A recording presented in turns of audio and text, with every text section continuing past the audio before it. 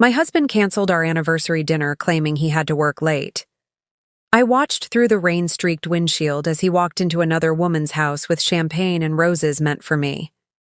He thought I would be waiting at home, crying into my wine. Instead, I followed him to her doorstep with signed divorce papers in hand and 7 years of lies exposed. Before we jump back in, tell us where you're tuning in from, and if this story touches you, make sure you're subscribed, because tomorrow I've saved something extra special for you. The look on both their faces when they opened that door is something I'll never forget. The digital clock on my dashboard read 7:42 p.m., exactly 42 minutes after our anniversary dinner reservation that Thomas had canceled. 3 hours after, he texted that an emergency client meeting would keep him at the office until midnight. 12 minutes since I'd watched my husband of 7 years walk up to a stranger's house with roses and champagne that should have been mine. The weight of the manila envelope in my hands felt heavier than the 7 years we'd spent building a life together. Inside were the divorce papers I'd had drawn up 2 weeks ago, when I first discovered the truth. I hadn't planned on delivering them tonight. But then again, Thomas hadn't planned on me following him either. They say defining moments in life come when you least expect them. Mine came on our 7th anniversary, standing in the rain, watching the carefully constructed facade of my marriage crumble before my eyes. I had rehearsed this moment in my mind for 14 days, practiced what I would say when I finally confronted Thomas about his affair, imagined the shock, the denial, the inevitable confession. But standing there, rain soaking through my carefully chosen anniversary dress, I realized no amount of preparation could steady my racing heart. I had spent 3 hours getting ready for a dinner that would never happen. Chosen a dress that Thomas had once said brought out the blue in my eyes. Applied makeup with the precision of someone who still believed in perfect evenings and honest promises. Now, I stood outside another woman's home, witnessing the death of those beliefs in real time. I've always wondered what true shock looks like on a person's face. That split second when the mind can't process what the eyes are seeing. When I pressed that doorbell, I found out I never thought I'd be this woman. The one following her husband, gathering evidence, consulting lawyers. The one standing in the rain about to shatter the comfortable lies we'd both been living. This wasn't the life I had planned. At 34, I had checked all the boxes life had offered. Prestigious architecture firm partner by 30, dream home in the suburbs by 32, marriage to my college sweetheart that all our friends envied. I designed beautiful spaces for other people's lives while methodically constructing my own. Our home was a showcase, the kind that makes it into architectural digests. High ceilings, open concept, carefully curated art. Thomas called it my masterpiece. What visitors couldn't see were the invisible walls we'd built between us, room by room, year by year. As I stood at her door, I thought about all the stories we tell ourselves to avoid facing painful truths. How Thomas was just working hard for our future. How his distance was stress, not disinterest. How the late nights and weekend emergencies were dedication to his career, not to someone else. For months, I had been the woman waiting at home. The one making excuses to friends about his absences. The one lying awake at 2 a.m., wondering where he really was. Tonight, I was done waiting. I straightened my posture, pushed back my shoulders, and pressed the doorbell. I listened to its cheerful chime echo through the house. Inside, I could hear movement, laughter, the clinking of glasses. The sounds of an anniversary celebration that wasn't mine. The door swung open, and there was Thomas, still in his work suit, but with the tie loosened, top button undone. The way he used to look coming home to me. His eyes went from warm anticipation to cold fear in the span of a heartbeat. "Elena, how did you—" I remained composed, extending the envelope toward him. "Happy anniversary, Thomas." A woman appeared behind Thomas, confusion on her face. She was beautiful, younger, the kind of woman who probably didn't have to schedule intimacy on a shared Google Calendar. She looked at me with confusion, then at Thomas with growing understanding. "Thomas? Who is this?" she asked. "I'm his wife. Or at least, I am for now," I replied, holding out the envelope, my hand steady despite everything. "I thought I'd save you a trip to the lawyer's office. Everything's there, signed, notarized, ready for your signature." Thomas stared at the envelope but didn't take it. "Elena, please, this isn't—" "I can explain." "There's nothing to explain. Not anymore, I said with calm dignity. I placed the envelope in his hands, then turned to the woman. "He likes his steak medium rare and he's allergic to shellfish. He'll tell you he's fine sleeping on either side of the bed, but he always gravitates to the left. And he apparently makes the same promises to multiple women, so I'd consider that carefully." I turned back to Thomas, who stood speechless. 7 years, Thomas. 7 years of building a life while you were building lies. I deserve better. We both know that. Rain continued to fall as I turned to leave, holding my posture straight, dignified even in betrayal. As I walked back to my car, I felt the weight of those 7 years lifting with each step, the rain washing away the woman who made excuses, who waited up, who believed the lies. I didn't look back. Not at the house, not at Thomas, not at the life I was leaving behind. They say the truth will set you free. What they don't tell you is that freedom comes with its own kind of pain. And power. I had never felt more of both than I did in that moment, driving away from the man who had broken my heart and the woman who had unwittingly helped me find my strength.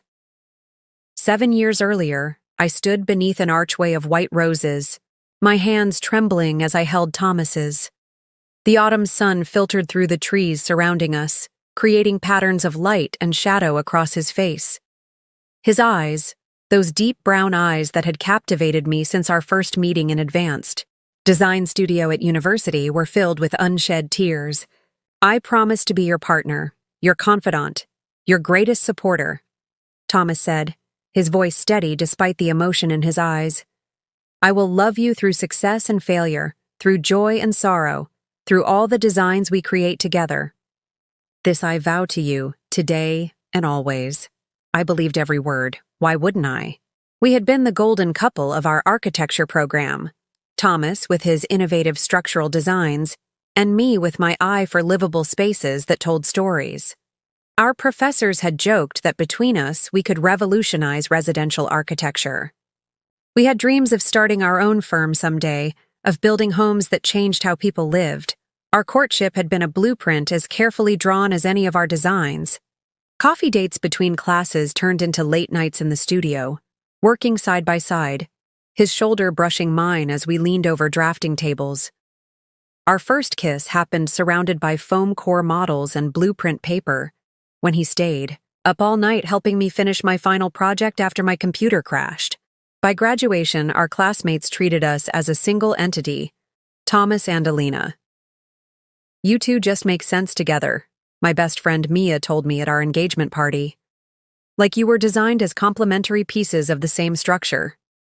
That's how it felt, like we fit together perfectly, our strengths and weaknesses balanced. Thomas was bold where I was cautious. I was detail-oriented where he sometimes missed the finer points. We completed each other in ways that seemed predestined. Our first apartment was tiny.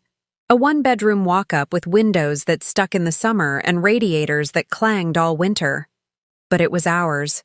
We spent weekends scouring flea markets for furniture we could refinish, painting walls at midnight, arguing playfully about whether form or function should take precedence in our limited space.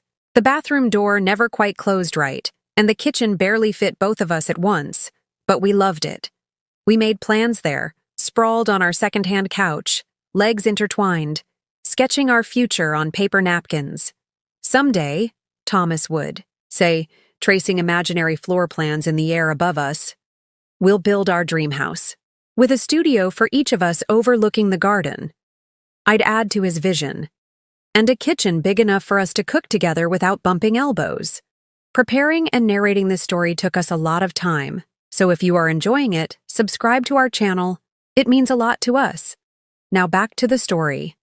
And bookshelves that go all the way to the ceiling, he'd continue, and window seats in every room, I'd finish. We built that dream house in our minds 100 different ways before we ever broke ground on the real thing. The early years of our marriage were golden. We worked for different firms but collaborated on contests and side projects. Thomas's star rose quickly. His innovative commercial designs caught the attention of senior partners. I specialized in high-end residential work, bringing warmth and personality to spaces that might otherwise have felt sterile. We pushed each other, challenged each other, celebrated each other's victories as our own. Our first anniversary, Thomas surprised me with a trip to Barcelona to see Gaudí's architecture. We wandered through Park Güell hand in hand, marveling at the organic forms and vibrant mosaics. At Casa Batlló, Thomas pulled me close in the central atrium. "This is what I want our work to do," he whispered. "I want people to feel something when they stand in the spaces we create." "Together?" I answered, leaning into him. "The spaces we create together." He kissed me right there, beneath Gaudí's rippling ceiling, and I felt like we were standing at the center of possibility. For our second anniversary, I surprised him with news that I'd been approached to become a junior partner at my firm, the youngest in their history. We celebrated with champagne on our apartment's tiny balcony, making plans for the future with the twinkling city lights spread out below us. "We're going to make it, Lena," he said, using the nickname only he ever used. "Everything we've talked about, it's all happening." By our third anniversary, Thomas had also made partner at his firm. We bought land outside the city and began designing our dream house in earnest. Nights and weekends were spent hunched over plans, debating the merits of open concept versus defined spaces, arguing playfully about whether the primary suite should face east for morning light or west for sunsets. "Both?" Thomas finally declared one night. "Corner suite, windows on two sides." "Extravagant," I teased. "Only the best for us," he replied, kissing the top of my head. "We've earned this," and we had. We both worked 60-hour weeks, took on side projects, saved aggressively. We had a plan: build our dream home, establish ourselves as industry leaders, then start our own boutique firm by the time we turned 40. Children were a question mark, something we said we'd discuss once the house was built and our careers were more established. Our fourth anniversary was spent on the land that would become our home, having a picnic on the freshly poured foundation. Thomas brought champagne and strawberries, and we toasted to our future as the sun set over what would become our west-facing windows. "To building a life together," he said, his glass clinking against mine. "Brick by brick, day by day." "To us," I replied, believing with my whole heart that us was unshakable. By our fifth anniversary, the house was complete. A modernist dream of glass, steel, and warm wood nestled among mature trees on 3 acres of land. The house was featured in Architectural Digest, described as a perfect marriage of form and function, just like its creator inhabitants. We hosted a housewarming party that doubled as an anniversary celebration, surrounded by friends and colleagues who marveled at what we had accomplished. "You two are living the dream," they said. "You make it look so easy." And in many ways, it was easy. We were partners in everything. We finished each other's sentences, anticipated each other's needs, moved through our spaces and our lives in perfect choreography. When Thomas was offered a position leading a new sustainable design initiative at his firm, I rearranged my schedule to help him prepare his presentation. When I struggled with a difficult client, he stayed up late brainstorming solutions with me. We were Thomas and Alina, a perfect unit, a success story. At least, that's what I thought. Our dream house became our sanctuary, a place where we could both work and live, designed precisely for our needs. The kitchen was a showpiece, custom walnut cabinets, a massive island where we could both prep meals without crowding each other, a window over the sink that framed the garden like a painting. We called it the heart of our home, and that's where we spent most of our time together. Sunday mornings became sacred. Thomas would make coffee. He was particular about it, grinding the beans fresh, measuring the water temperature, while I prepared Belgian waffles with seasonal fruit. We'd sit at the breakfast nook, sunlight streaming through the floor-to-ceiling windows, planning our week or simply enjoying the silence together.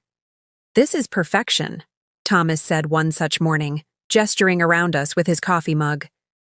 "Sometimes, I can't believe we actually pulled it off." I knew what he meant. We had manifested our shared vision, built a life that reflected our values and aesthetics. It felt like proof that we could accomplish anything together. Our home was more than just a beautiful space. It was functional, tailored to our habits and preferences. Thomas had his own studio on the east side of the house, where morning light would energize him for his best creative work. Mine was on the west, because I preferred working into the evening hours.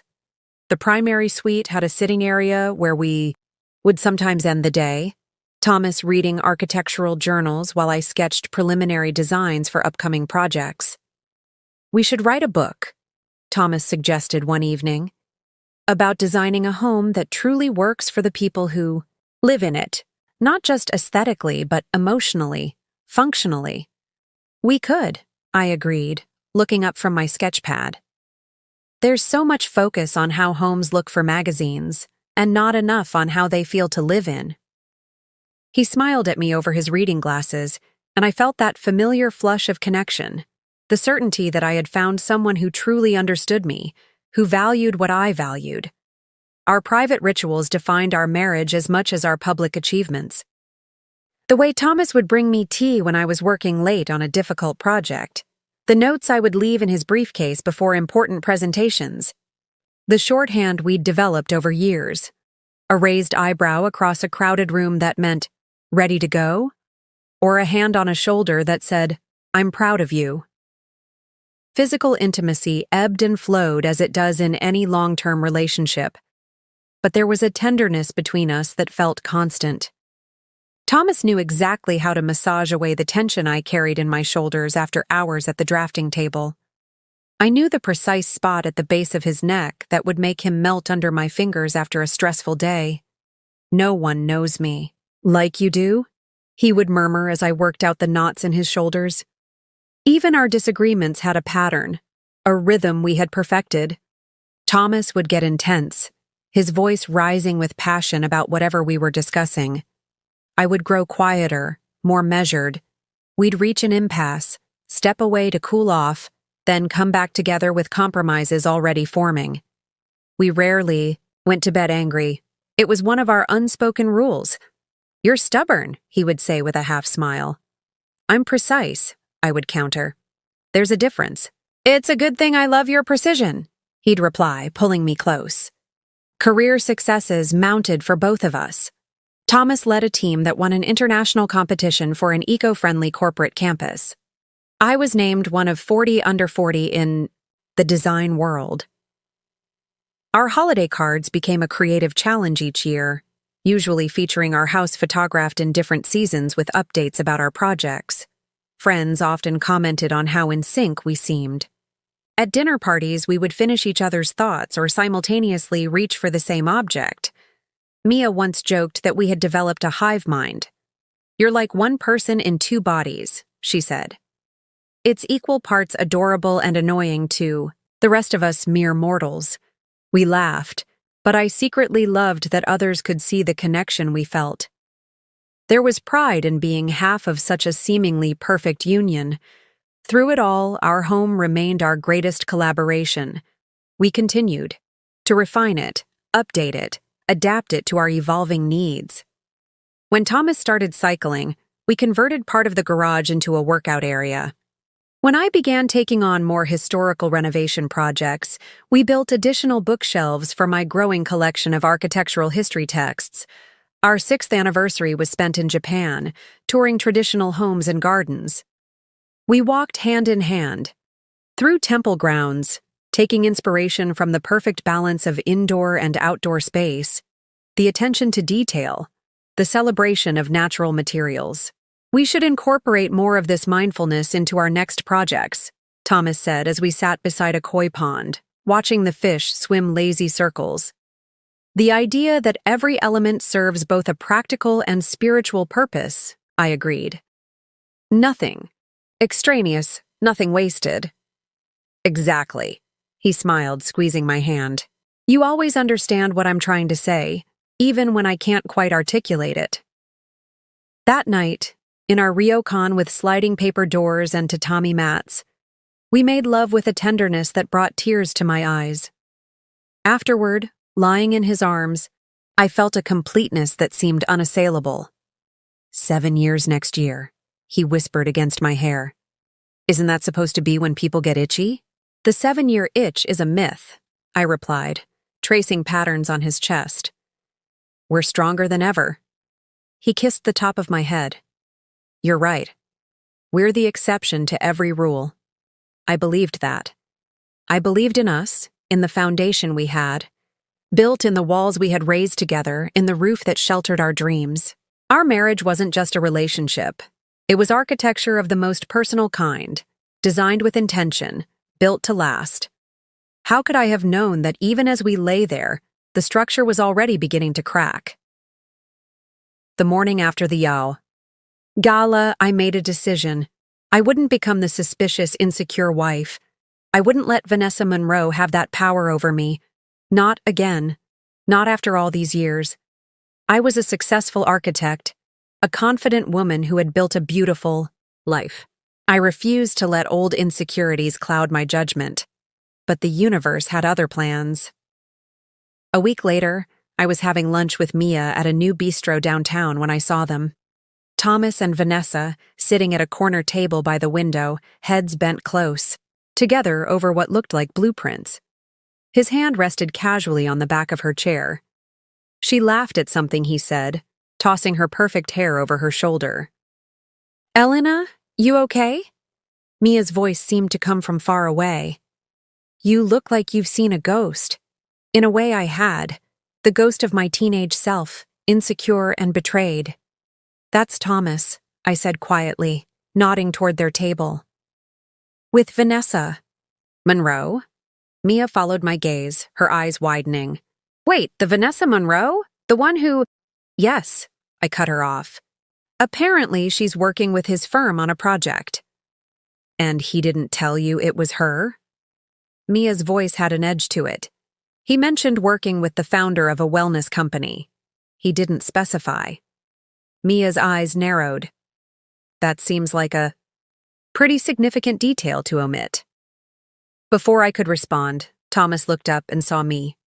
Something flashed across his face, surprise, guilt, I couldn't tell which, before he raised his hand in greeting. I forced a smile and waved back. Vanessa turned, her expression changing from confusion to recognition.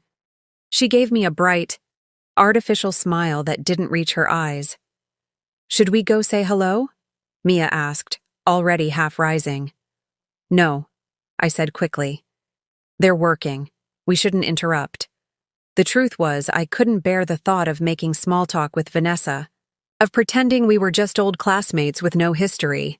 I couldn't stomach watching Thomas perform the role of doting husband while sitting beside the woman who had once done her best to destroy my self-worth. We finished our lunch quickly, and I insisted on paying so we could leave sooner. As we walked out, I felt their eyes on my back but didn't turn around. You know it's probably nothing, Mia said as we stood on the sidewalk outside. Thomas loves you. Everyone can see that. I nodded, not trusting my voice. I wanted to believe her. I needed to believe her. But that night, Thomas came home later than usual. When I asked about his day, he mentioned meetings, client calls, progress on the Sustainable Campus project. He didn't mention lunch with Vanessa. I saw you today, I said finally as we were getting ready for bed. At Bordeaux Bistro. Thomas paused, toothbrush halfway to his mouth. Oh, right. Working lunch with the wellness consultant. Vanessa, I said, watching his reflection in the bathroom mirror. He met my eyes in the glass. Yes, Vanessa. I thought, you knew that's who I was working with. You never mentioned her name after the gala. He shrugged, the gesture too casual. Didn't think it was important. You said you weren't friends. We weren't, I agreed. Quite the opposite, actually. Thomas turned to face me directly, his expression concerned. What do you mean? So I told him about the rumors Vanessa had spread, the pranks that destroyed my work, the boyfriend she'd turned against me, the campaign of subtle humiliation that had made me dread going to school each day. Jesus, Elena, why didn't you tell me this before? Thomas looked genuinely shocked. I didn't think it mattered. It was a long time ago, and I never expected to see her again, let alone have my husband working closely with her. Thomas came to me then, wrapped, his arms around me. I had no idea. I'm sorry you went through that, but people change, you know? She seems different now. Different. The word hung between us. What did he mean by different? Better? More mature? More worthy of his time and attention? If it makes you uncomfortable, I can see if someone else can be our liaison with her company, he offered. I pulled back, studying his face. This was my Thomas, considerate, concerned for my feelings. No, it's fine. Like you said, it was a long time ago. He smiled, relief evident in his eyes. Okay, but if it becomes an issue, just say the word. I nodded, ignoring the voice in my head asking why he seemed so relieved. The weeks that followed brought more subtle changes. Thomas's phone would light up with texts that made him smile when he thought I wasn't looking. He started going to the gym more frequently, a new routine, he explained, recommended by the wellness consultant for stress management. He bought new clothes, more stylish than his usual conservative attire. Started using a different cologne. Do you like it?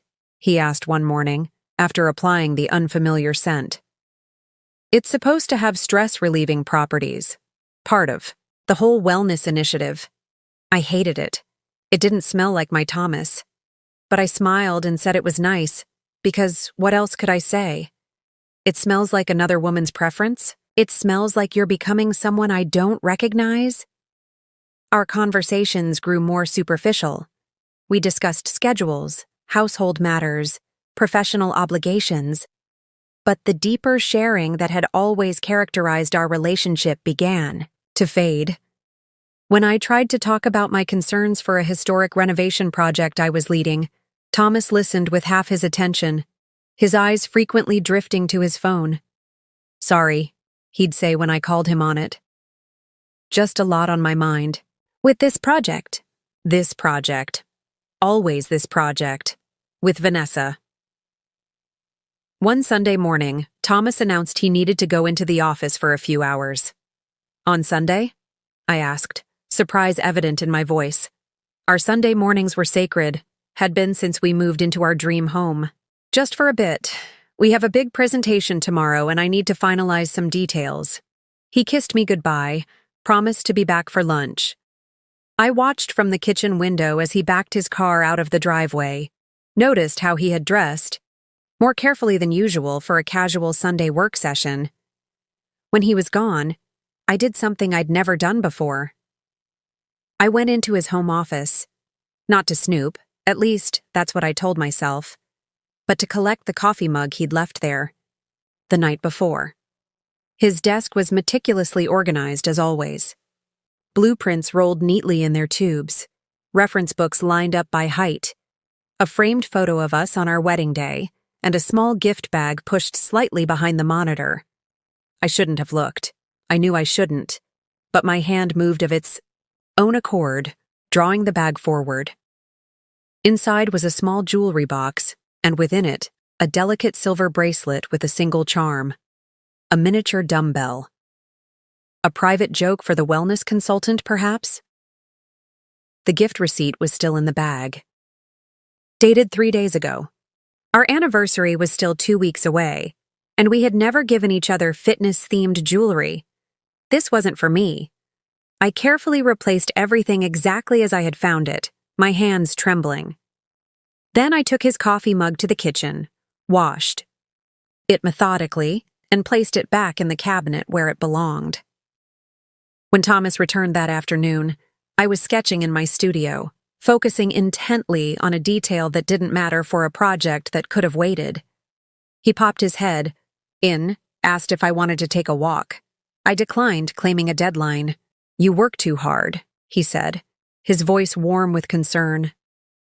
I looked up at him, this man I had loved for a decade, this man who had stood before friends and family and promised to be faithful, and wondered who he had become. Or perhaps who he had always been beneath the surface. That night, I lay awake beside him, listening to his even breathing, and made a decision. I needed to know the truth, whatever it might be. I needed evidence, not suspicion. Certainty, not doubt. The next morning, I called a private investigator. The private investigator's office was nothing like the film noir clichés I'd imagined. No Venetian blinds casting striped shadows across cluttered desks, no ceiling fans spinning lazily overhead. Instead, Diane Rivera operated out of a sleek downtown office suite that could have belonged to an accountant or a therapist. "Most of my clients are women like you," she said after I'd explained my situation. "Successful, intelligent, accomplished in their fields. Women who never thought they'd be sitting across from someone like me." Her matter-of-factness was oddly comforting. She didn't offer sympathy or judgment, just pragmatic expertise. "I need to know for certain," I told her. "Not just suspicions or coincidences. I need proof." "That's what everyone says," Diane replied, tapping her pen against her notepad. "But let me ask you something, Elena. What will you do with this proof once you have it?" The question caught me off guard. I'd been so focused on confirming my suspicions that I hadn't fully considered what would come next. "I don't know," I admitted.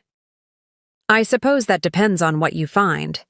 Diane nodded, seeming satisfied with my honesty. "That's a good answer. Better than people who come in here with elaborate revenge fantasies." She leaned forward. "Here's what I suggest. A 2-week surveillance.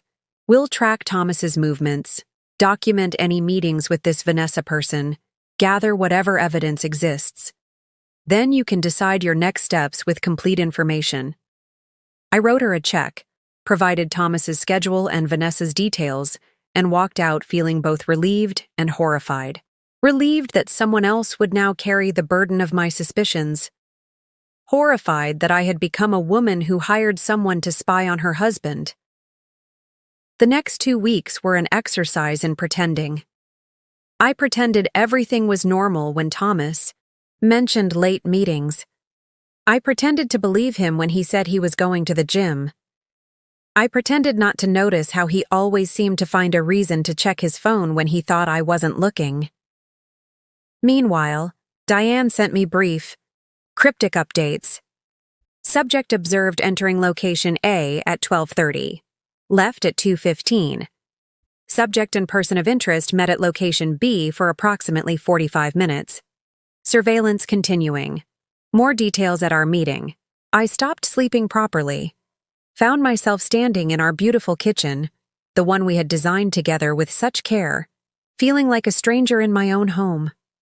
I looked at the custom walnut cabinets, the perfectly positioned island, the window framing the garden like a painting, and wondered if any of it had been real, if Thomas had meant any of his promises, or if I had built my life on a foundation of sand. 13 days after hiring Diane, as I was leaving a client meeting, downtown, my phone buzzed with a text. "Need to speak with you urgently. Can you come to the office?" My heart pounded as I drove to Diane's office. Had she found something definitive? Or was this all an elaborate misunderstanding I'd created out of insecurity and old high school trauma? Diane was waiting for me, a folder on her desk, her expression unreadable. "I wasn't planning to meet with you until tomorrow," she said, gesturing for me to sit. But something happened today that I thought you should know about immediately. She opened the folder and slid a series of photographs across the desk. Thomas entering a jewelry store. Thomas examining something at the counter. Thomas leaving, with a small bag. He bought a diamond tennis bracelet, Diane said quietly. Quite expensive, according to my source in the store. I stared at the photos, feeling oddly numb. Our anniversary is next week. Yes, Diane agreed. It could be for you, but there's more. She showed me the next set of photos. Thomas meeting Vanessa at a restaurant I didn't recognize. Thomas handing her a gift bag. Vanessa's delighted expression as she opened it. The bracelet, unmistakably the same one from the jewelry store, glittering on her wrist as she leaned across the table to kiss him. Not on the cheek. Not a friendly thank you. A kiss on the lips that lasted long enough for Diane to capture it from multiple angles. I'm sorry, Diane said, and I could tell she meant it. I sat there, staring at the evidence of my husband's betrayal, feeling strangely calm, almost relieved. The uncertainty had been worse than the truth, painful as it was. There's more, Diane continued, hesitating slightly. We've been monitoring their text communications. You can do that? I asked, surprised. With the right approach, yes. You didn't ask for that specifically, but I had a feeling. She slid printouts of text messages across the desk. I forced myself to read them. Most were innocuous on the surface. Discussions about meeting times, project details. But interspersed were messages that made my stomach clench. Can't stop thinking about yesterday. When can I see you again? This project was the best thing that ever happened to me. Found my way back to you after all these years. If only we had more time. Soon, I promise. And then the most recent exchange, from that morning. Thomas. Can't make our anniversary dinner next week. Need to come up with something convincing. Vanessa. Tell her you have to work late. She always believes that one. Then come to my place. I'll make it worth the lie. Thomas. Perfect. Can't wait. She'll never know. I set the papers down, my hands perfectly steady. Our anniversary is next Friday. He hasn't mentioned any dinner plans yet. He made reservations at Giovanni's, Diane said. Called 2 days ago. Table for 2 at 7 p.m. Giovanni's. Where he had proposed. Where we had celebrated every anniversary since our wedding.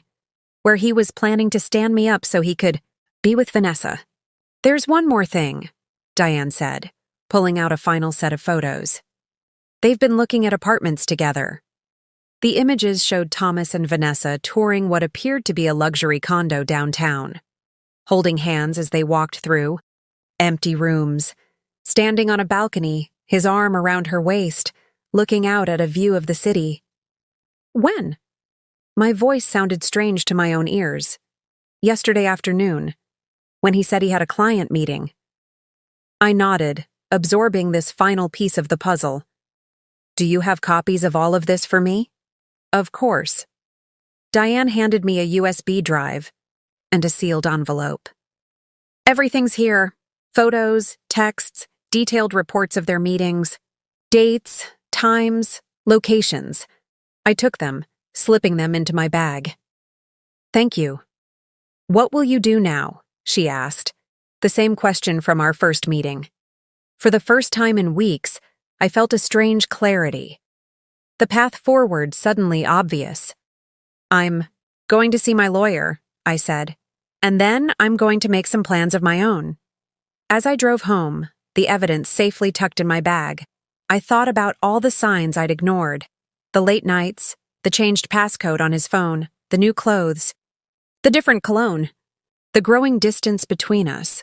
I thought about Vanessa Monroe, who had tormented me in high school and was now sleeping with my husband, who had shared private jokes with him, been given expensive gifts, looked at apartments where they would presumably build a life together once I was out of the picture.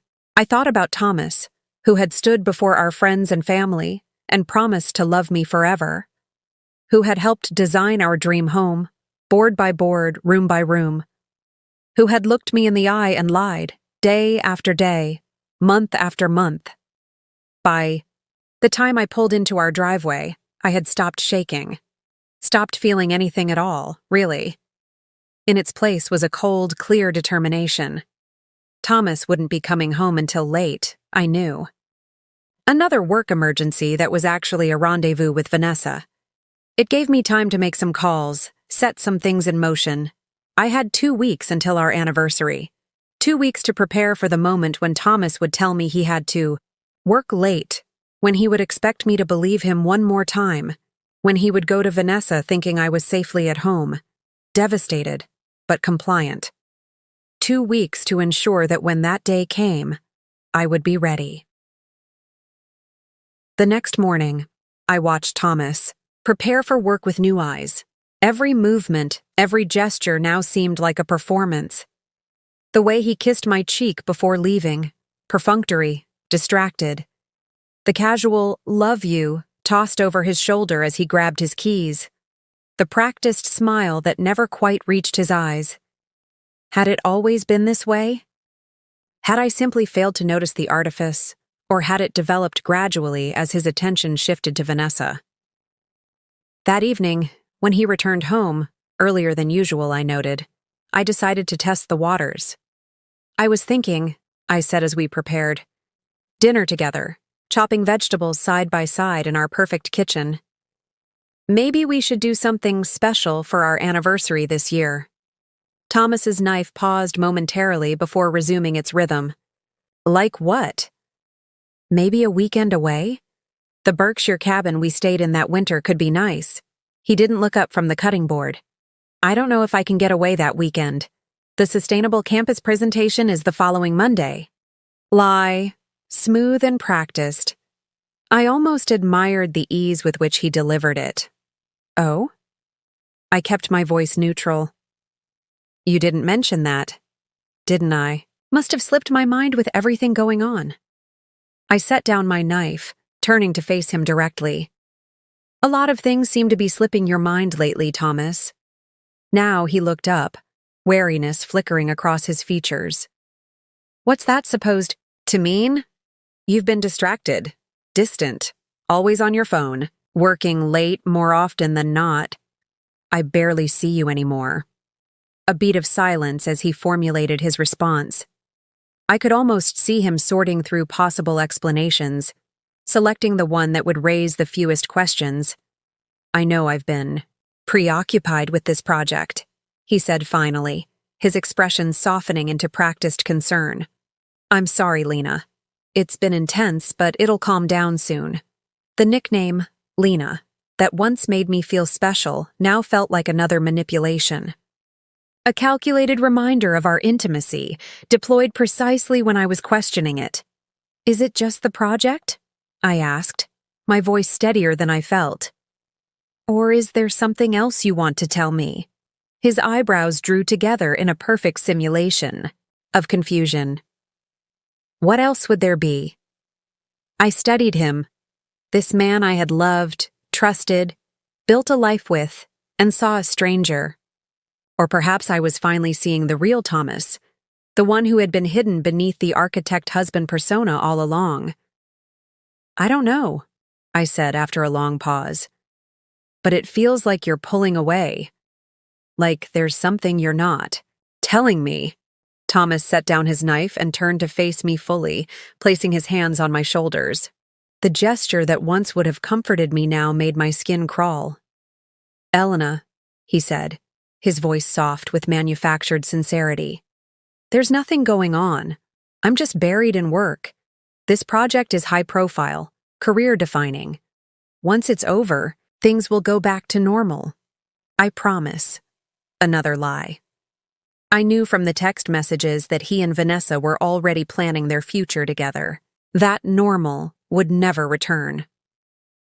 The wellness consultant, Vanessa, I said, watching his face carefully. You've been spending a lot of time with her. A flash of something, alarm, guilt, crossed his features before he controlled it. She's a key partner on the project. Of course we've had meetings. Just meetings? His hands dropped from my shoulders. What are you implying? I think you know exactly what I'm implying. Thomas stepped back, his expression hardening. I can't believe you're doing this. Questioning my fidelity because I'm working long hours? Because I have meetings with a project consultant? Do you know how irrational that sounds? And there it was. The pivot to make me the unreasonable one. The manipulation tactic straight out of the cheater's handbook. Gaslighting 101. Is it irrational? I asked quietly. Or am I finally seeing clearly? You're seeing problems that don't exist, he snapped. And frankly, it's insulting. I've never given you any reason to doubt me.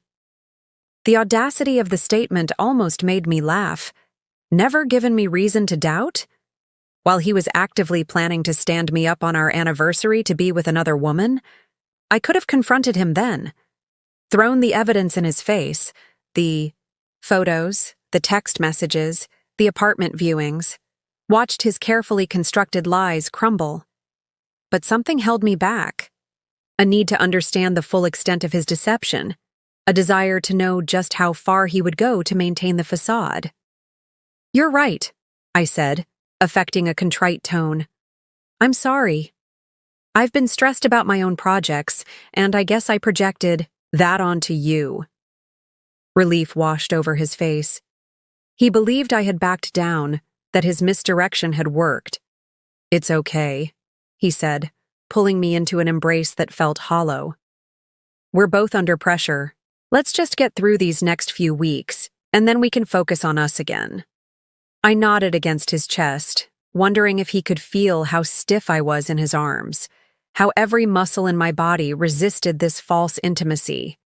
That night, I lay beside him in bed, staring at the ceiling we had designed together, skylights positioned to show the stars, the moon's path across the night sky. I thought about all the conversations we'd had in this room, the dreams we'd shared, the plans we'd made. Had any of it been real? Or had I been living in a beautifully designed illusion all along? The next day, I met with my lawyer, Patricia Chen. We had worked together on contract negotiations for some of my historical renovation projects, and I trusted her implicitly. I brought the USB drive from Diane, explained the situation, and asked for her advice. You have grounds for divorce, obviously, Patricia said after reviewing the evidence. Infidelity is well documented here. Given Massachusetts' equitable distribution laws, you're entitled to half of all marital assets. The house might be complicated if you designed it together for your firm, but we can work through that. I don't care about the house, I said, surprising myself with the truth of it. The dream home that had once been my pride now felt tainted, corrupted by Thomas's betrayal. I just want out, cleanly, quickly. Patricia nodded, making notes. We can draw up the paperwork immediately, but I have to ask, have you confronted Thomas about this? Not directly. Not with the evidence. Do you plan to? I hesitated. I'm not sure yet. Well, there are strategic advantages to him not knowing you're aware of the affair until the papers are filed, Patricia advised. Less time for him to hide assets or prepare counter-arguments. I nodded, considering this. Our anniversary is next Friday. He's already made dinner reservations at Giovanni's. The restaurant where he proposed, Patricia noted, reading from Diane's report. Yes, but according to his texts with Vanessa, he plans to cancel at the last minute, claim he has to work late and go to her place instead. Patricia looked up from her notes, something like admiration in her eyes. You know where this is going. You have a plan. It wasn't a question. She could see it in my face, in my calm demeanor despite the circumstances. I'm developing one, I admitted. But I need your help with the paperwork. Tell me what you need. By the time I left Patricia's office, I had a clear path forward. The divorce papers would be drawn up immediately, ready for my signature, and eventually Thomas's. I also had names of realtors specializing in quick sales, movers who could work on short notice, and a banker who could help me establish separate accounts. That evening, Thomas texted that he would be working late again. I replied with understanding and support, playing the role of the oblivious, trusting wife one last time. Then I opened my laptop and began researching apartments in the city, not for Thomas and Vanessa, but for me. A fresh start in a space I would design for myself alone. The confrontation with Thomas hadn't given me the answers or closure I'd hoped for, but it had shown me something valuable. He would lie to my face without hesitation or remorse. He would manipulate, deny, and gaslight rather than admit the truth. And that knowledge steeled my resolve for what was to come. The woman who had once designed her life around a partnership was now drawing up blueprints for independence. And for the first time in months, despite everything, I felt a flicker of excitement about the future.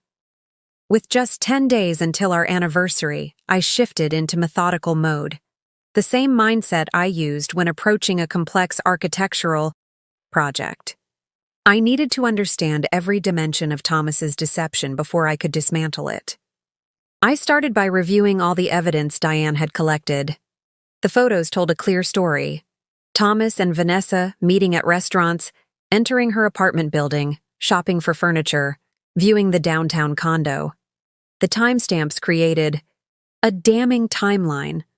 All these rendezvous occurring during his late nights at the office or weekend work emergencies. The text messages were even more revealing. Beyond the romantic exchanges were practical discussions about their future. Thomas: "What do you think about the condo on Riverfront? The terrace would be perfect for your morning yoga videos." Vanessa: "Loved it. We could convert the second bedroom into a home studio for your drafting work. Best of both worlds." Thomas: "Once everything's settled with E, we'll make an offer." E, that's what I had been reduced to, an initial. An obstacle to be removed before they could begin their life together. But the most painful discovery came when I dug deeper into their history. In one text exchange, Vanessa had written, "Still can't believe we reconnected after all these years. Maybe everything happens for a reason." Thomas had replied, "Maybe that alumni event last spring was fate. Seeing you walk in was like being hit by lightning. Second chances don't come around often." I stared at those messages for a long time, the timeline rearranging itself in my mind. Last spring, the Westlake Prep alumni fundraiser. Thomas had attended in my place because I was at a conference in Chicago. He'd never mentioned running into Vanessa, which meant their affair hadn't begun 6 months ago, as I'd assumed. It had been going on for over a year of lies, a year of coming home to me, sleeping beside me, making plans with me, all while building a parallel life with her. With this new understanding, I reviewed our bank statements and credit card bills. From the past year, there they were, the charges I'd never questioned. Dinners at restaurants we never visited together, hotel rooms on nights he was supposedly at conferences, a weekend spa retreat during a business trip to New York. I documented everything meticulously, creating files organized by date, adding my own notes to Diane's reports. Not because I needed more evidence for the divorce. What I already had was more than sufficient, but because I needed to see the full architecture of his betrayal. Needed to understand its scope and scale before I could truly leave it behind. Next, I turned my attention to Vanessa herself. Why her? What was it about my teenage tormentor that had drawn Thomas away? I allowed myself one deep dive into her social media presence, not to torture myself, but to understand the narrative they were constructing together. Her Instagram feed was a testament to carefully curated perfection. Sunrise yoga poses on pristine beaches, artfully arranged acai bowls, inspirational quotes about living authentically and embracing your true self. The irony might have made me laugh if it weren't so painful. In one post from 3 months ago, she stood on a clifftop, arms outstretched toward the sunset with the caption, finally embracing the future I deserve. Some people come into your life at exactly the right moment. Grateful doesn't begin to cover it. Blessed aren't new beginnings. The comments were filled with heart emojis and supportive messages. No one knew she was referring to a married man. No one knew her new beginning would come at the expense of my ending. I closed her profile, resolving never to look at it again. Vanessa Monroe wasn't worth another minute of my attention. She hadn't been in high school, and she wasn't now. With a clearer understanding of the affair's timeline and dynamics, I turned to the logistics of my exit. I needed to secure my financial independence, find a new place to live, and prepare to extract myself from our shared life with surgical precision. First, I opened a separate bank account and transferred half of our savings, a substantial amount, given our dual professional incomes and careful money management. Massachusetts being an equitable distribution state, I was legally entitled to this portion, as Patricia had confirmed. Next, I toured 3 apartments in the city, finally selecting a modern loft in a converted textile factory. With its exposed brick walls, enormous windows, and open floor plan, it was a blank canvas waiting for my design vision. I signed a lease beginning the day after our anniversary, paying the security deposit and first month's rent from my new account. I met with a moving company, scheduled them for the morning of our anniversary when Thomas would be at work, and began discreetly packing items that wouldn't be missed. Winter clothes, books from my personal collection, professional, materials I rarely used. Each night I'd remove a few photographs from their frames, a few pieces of jewelry from my case, a few treasured mementos from our travels. Not everything at once, but gradually enough that Thomas, increasingly distracted by his double life, never noticed the slow erasure of my presence. At work, I spoke with my partners about taking on more historical renovation projects, the kind that might require travel, that would keep me busy during the transition. They were supportive, unaware of the real reason behind my sudden interest in more independent work. "You've seemed different lately," my colleague Michael observed one afternoon. "More focused, determined." "I'm just recentering," I replied, surprised by how true it felt. Getting clear on what I want. 7 days before our anniversary, I picked up the divorce papers from Patricia's office. They were comprehensive, fair, and designed to facilitate a clean break. I would keep my retirement accounts and investments. Thomas would keep his. We would sell the house and split the proceeds. No alimony, no drawn-out negotiations, no attempt to punish him financially for his betrayal. "Are you sure about these terms?" Patricia asked. "You're entitled to more." "I don't want more," I told her. "I want freedom. I want this chapter closed." I signed the papers that afternoon, my signature steady and certain. Then I placed them in a manila envelope, which I stored in my portfolio case, the one place I knew Thomas would never look. 3 days before our anniversary, I received a text from Thomas. "Looking forward to celebrating 7 years with you at Giovanni's. On Friday. Made the reservation for 7. Love you. The performance continued, right on schedule." I replied with appropriate enthusiasm, playing my part in this final act of our marriage. That night, as Thomas showered, I took one last look at the evidence Diane had collected. The photos of Thomas and Vanessa together, the text messages planning, their future. The images of them viewing what would become their home once I was out of the picture.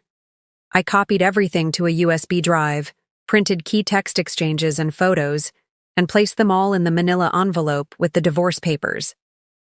It was ready. I was ready. The investigation phase was complete. Now it was time to deliver my findings. 2 days before our anniversary, the final piece of the puzzle fell into place, not through Diane's surveillance or my own investigation, but through pure coincidence.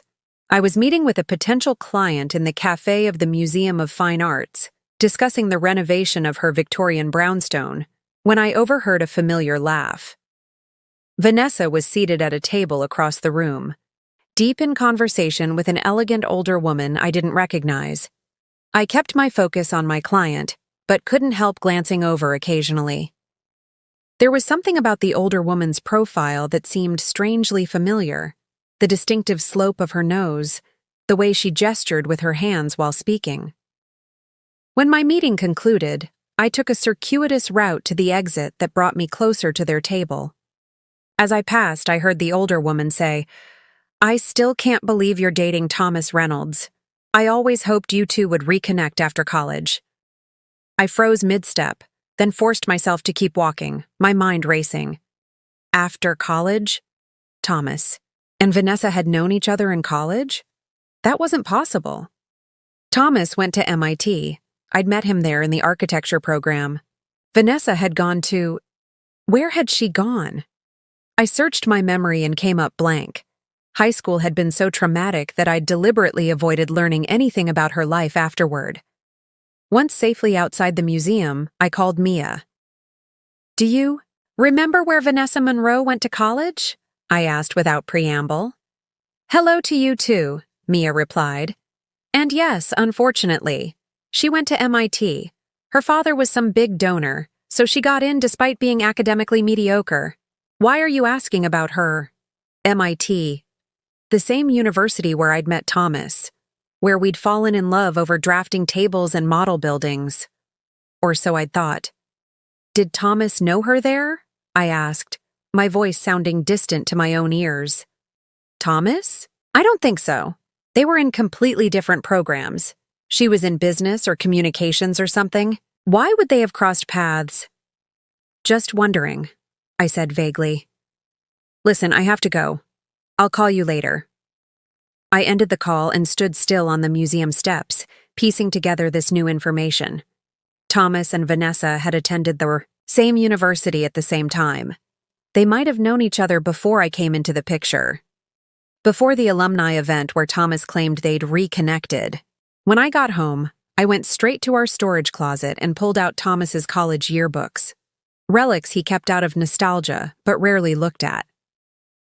I flipped through them with shaking hands until I found what I was looking for. A photo of the Student Architecture Association. There was Thomas, younger but recognizable, standing in the back row. And there, in the front row, smiling brightly, was Vanessa. The caption read, "Architecture Association welcomes business school students to annual networking mixer." So they had known each other.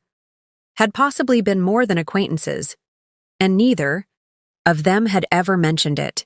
Not when Thomas learned Vanessa and I went to high school together, not when he started working with her on the Wellness Center project. I photographed the yearbook page, then continued my search. In the senior yearbook, I found more evidence.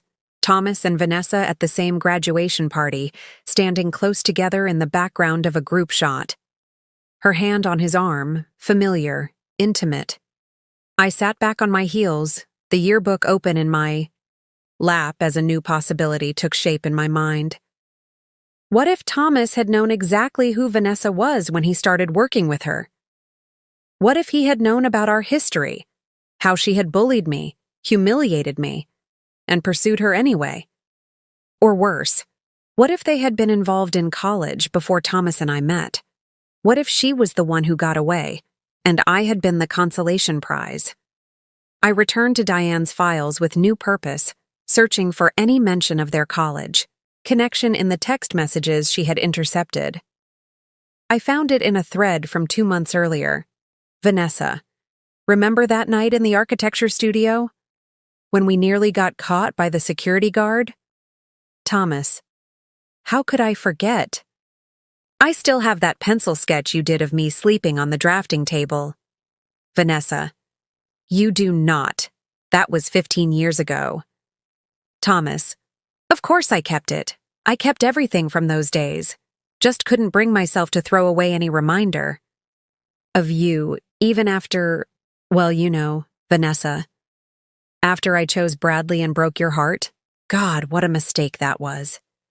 But we found our way back to each other. That's all that matters now.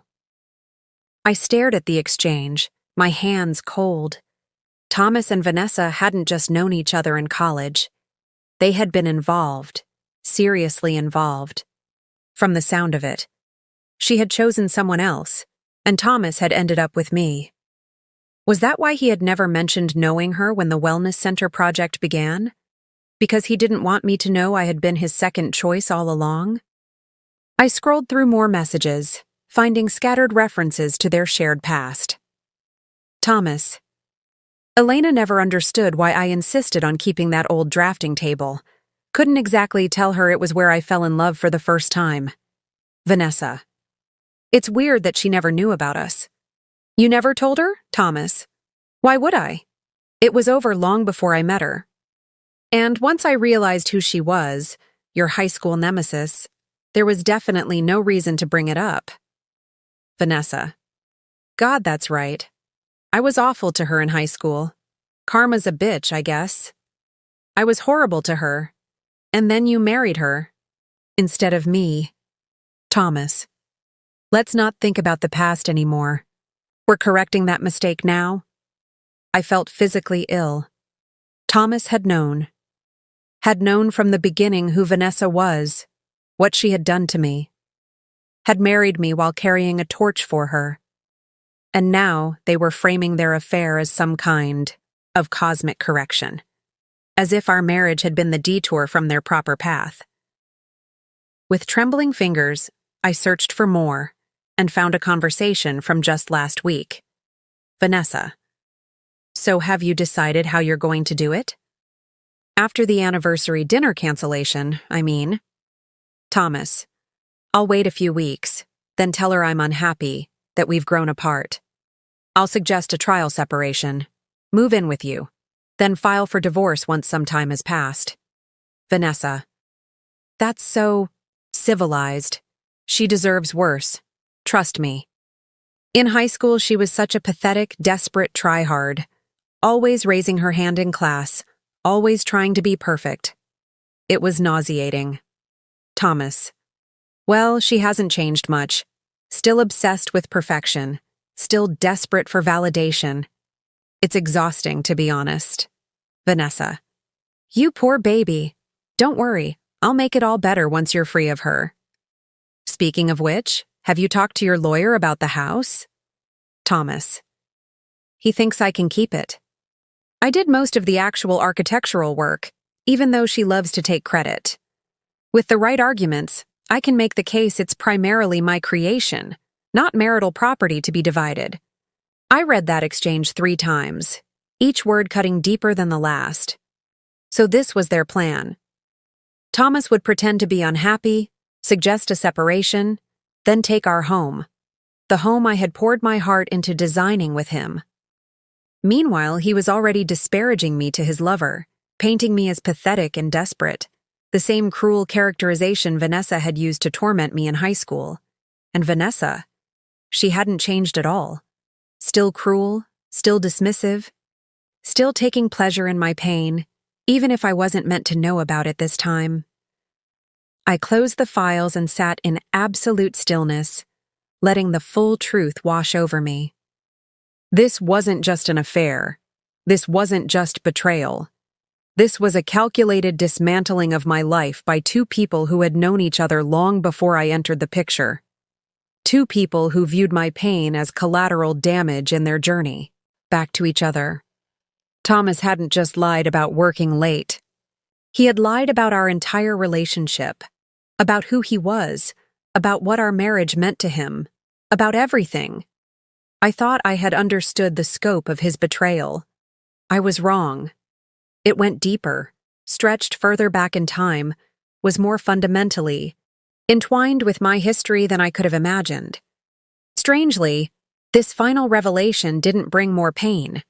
Instead, it brought clarity, crystal clear certainty that I was making the right decision, that walking away wasn't just necessary, it was the only possible response to such profound deception.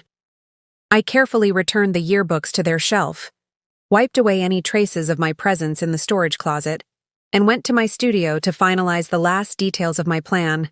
One day, until our anniversary. One day, until Thomas would pretend to celebrate 7 years of marriage, only to abandon me for the woman who had tormented me in high school, dated him in college, and was now helping him plan to take everything from me.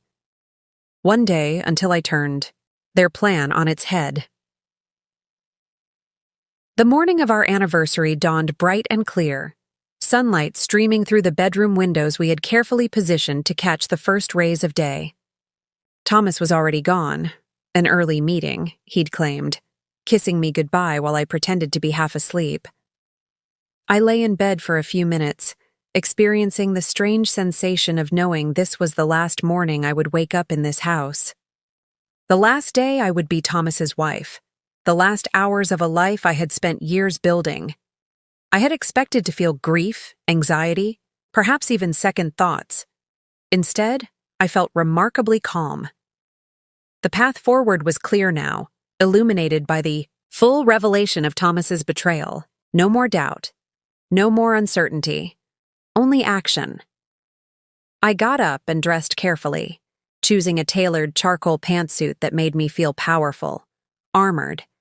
Then I made a series of calls, confirming that everything was in place for what would come. Next, the movers arrived at 9, discreet and efficient as promised. I directed them to the items I had already packed and labeled: my personal belongings, family heirlooms, professional materials. Not everything I was entitled to, but everything that mattered to me. Everything I would need to start fresh. Just these? The head mover asked, clearly surprised by the relatively small amount. Nothing else from the house?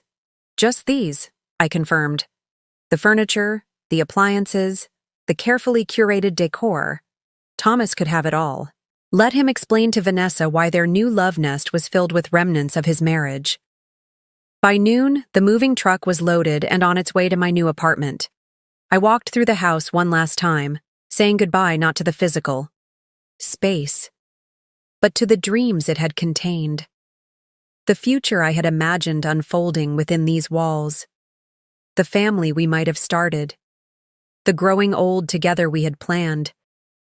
In my studio, I left my final architectural drawings for the house, plans for an extension we had discussed, a garden redesign I had been working on, a ghost of the future that would never be. In Thomas's office, I paused, looking at the framed photo of us on our wedding day. Should I take it? Leave it? In the end, I placed it face down in his desk drawer. Let him find it someday and remember what he threw away. In our bedroom, I gathered my remaining toiletries, the last few pieces of jewelry, the book from my nightstand. I changed the sheets, not out of courtesy, but because I couldn't bear the thought of Thomas and Vanessa eventually sharing the bed where I had slept. By 2 o'clock, every trace of my personal presence had been erased from the house. What remained was a showpiece, beautiful but sterile, like a model home staged for viewing. I took one final photograph of each room with my phone, not for sentiment, but for documentation. Proof of the condition in which I had left everything, in case Thomas later claimed otherwise. At 3, I met with my banker to consolidate my new financial arrangements. Separate accounts established, automatic payments redirected, joint credit cards canceled. The practical architecture of independence, each element carefully constructed. Changing your name back as well? The banker asked as she processed the paperwork. I hesitated. I had been Elena Reynolds for 7 years. It was the name on my professional certifications, my design awards, my business cards. Yes, I decided.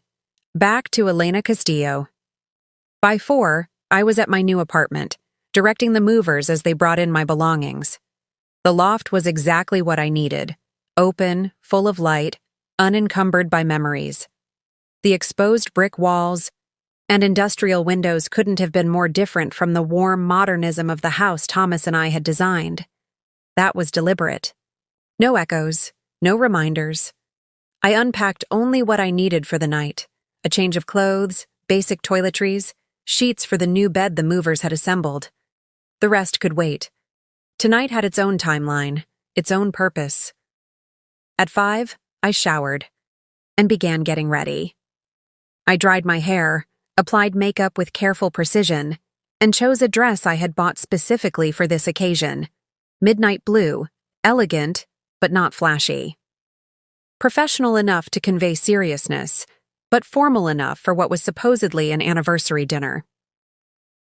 As I fastened the silver necklace my grandmother had given me on my wedding day, the only piece of jewelry I chose to wear, my phone buzzed with a text from Thomas.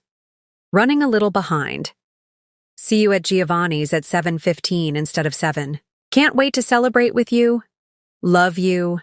The carefully constructed lie. The first step in his plan to cancel on me, to go to Vanessa instead. I texted back, no problem. See you at 7:15. Love you too. Lies answering lies. The last exchange of our marriage. At 5:45, I was ready. I stood in front of the mirror in my new apartment, studying my reflection. The woman who looked back at me was composed, determined, clear-eyed. So different from the confused, hurt woman I had been when I first suspected Thomas's infidelity. I picked up the manila envelope containing the divorce papers and the evidence of his betrayal, securely sealed and ready to be delivered.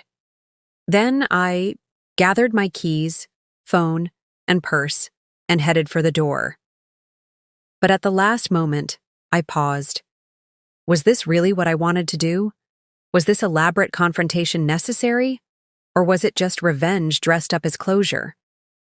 I sat on the edge of my new bed, envelope in hand, and considered my options. I could simply file the divorce papers through normal channels.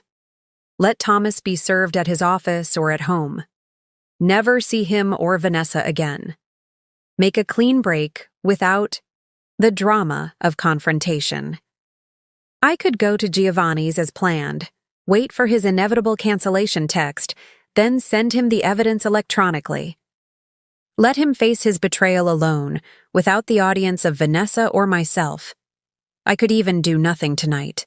Let him think he had gotten away with it, that his plan was working, and blindside him with divorce papers next week, after he thought his deception had succeeded. Each option had its merits. Each would achieve the fundamental goal, ending my marriage to a man who had betrayed me in the most profound way possible. But as I sat there, turning the envelope over in my hands, I knew what I needed to do, not for revenge, not even for closure, but for myself, for the girl who had been tormented by Vanessa in high school, for the woman who had loved Thomas with her whole heart, for the architect who had built her life on a foundation of lies, not of her making. I needed to look them both in the eye, one last time. Needed them to see me, truly see me, as I walked away from their deception on my own terms.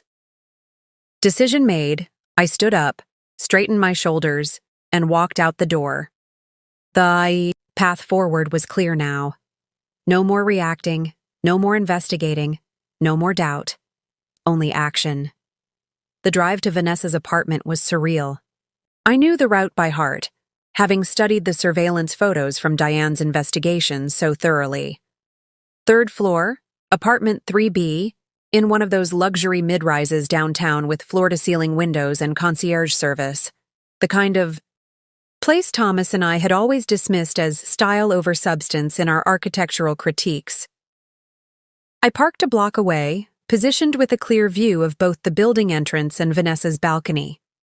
Then I waited, the manila envelope on the passenger seat beside me, the clock on my dashboard reading 6:22 p.m. While I waited, I mentally reviewed the plan one last time, checking for weaknesses or oversights the way I would examine structural drawings before construction. The timing was critical. Thomas had texted that he would meet me at Giovanni's at 7:15. Accounting for the 20-minute drive from our house to the restaurant, he would need to leave by 6:55 at the latest. But according to the text messages Diane had intercepted, he had no intention of going to Giovanni's. Instead, he planned to text me at around 7 house with his work emergency excuse, then spend the evening with Vanessa. So the real timeline would be Thomas arriving at Vanessa's apartment sometime before 7 high. their anniversary celebration beginning. His cancellation text to me soon after. And then, at precisely 7:30, my arrival at their doorstep. I had deliberately chosen 7:30, late enough that they would be settled in, comfortable, perhaps already celebrating what they thought was the successful execution of their plan, early enough that the evening would still be young, the betrayal fresh, the surprise complete. At 6:48, right on schedule, Thomas's car pulled into the parking garage beneath Vanessa's building.